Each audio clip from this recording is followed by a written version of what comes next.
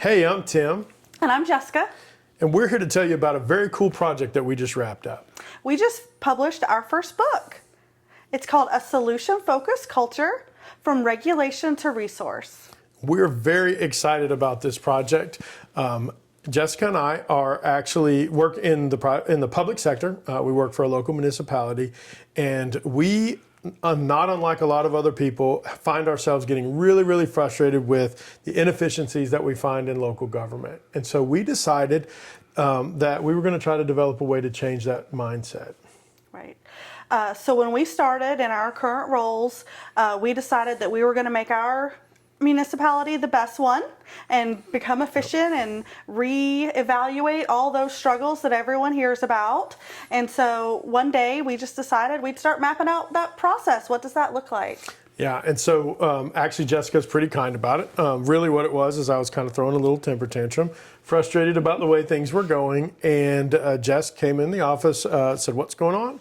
We had a quick conversation, and I explained how frustrated I was, and that I wanted to try to figure out a way to get not only our people, but because the thing about government is it's not just those who deal with government get frustrated with the inefficiencies, but governmental agencies dealing with other governmental agencies, it's even worse. And so we talked about, or Jessica challenged me to come up with, if I wanted something to be better, how would we do that? And so then together, over the next couple of hours on a grease board in the office, we begin to develop what at that time was called the 5 E's of a solution-focused culture. So over time, we developed the 5 E's into the 6 E's because we had already started our process. The 5 E's turned into the 6 E's, and the 6 E's start with evaluate your organization. Determine what's really going on, what your processes and procedures and what your people are looking at every day.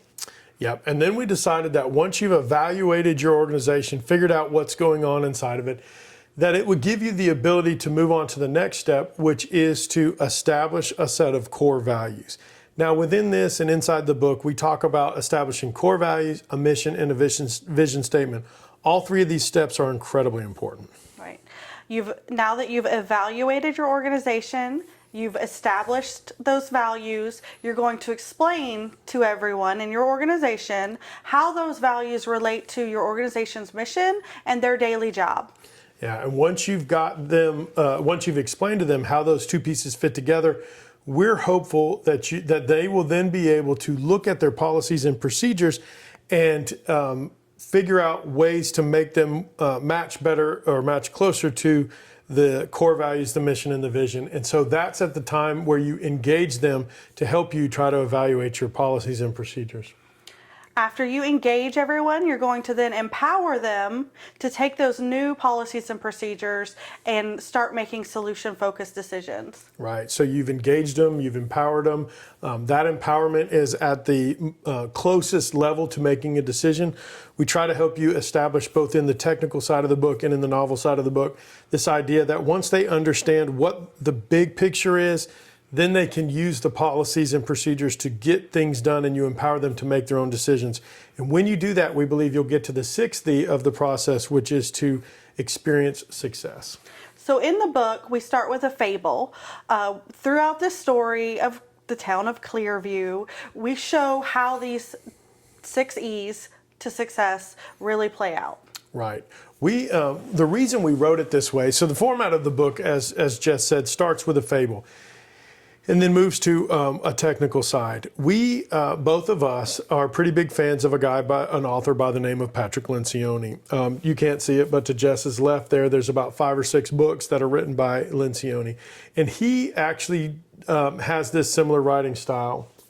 So he's an amazing author, but he always wanted to be a screenwriter. So he writes his stories just like he would if he was writing a movie.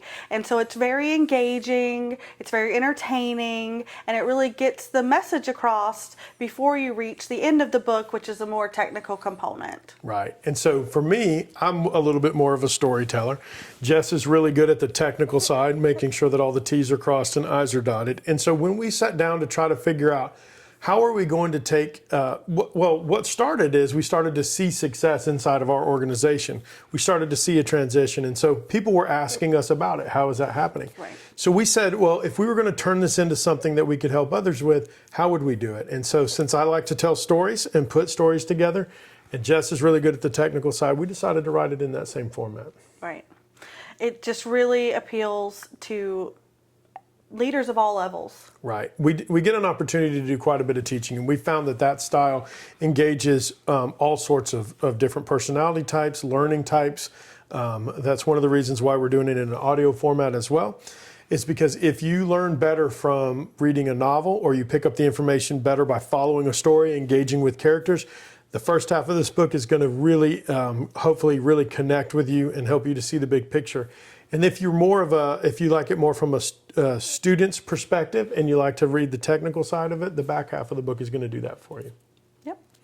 So we're really excited about it. We're going to spend, like I said, we're going to do about 6 or 7 more videos where we walk through each of the individual steps, and hopefully it'll give you an opportunity to kind of see why a solution-focused culture may be a good opportunity for your organization as well.